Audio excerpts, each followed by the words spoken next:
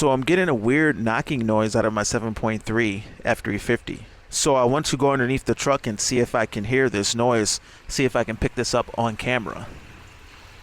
So underneath the truck, you can see we have the original Ford Moco oil filter on the truck. This truck has not even had its first oil change yet. It has about 25 to 2,600 miles, I think. So let me know if you can hear this knocking noise. I don't know if it's coming from the engine or the trans. Let me put the microphone closer and see if you can hear it.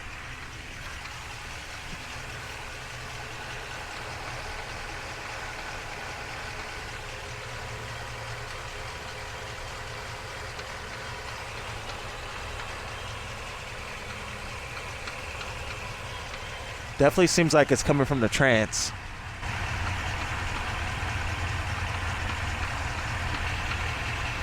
See if the camera wants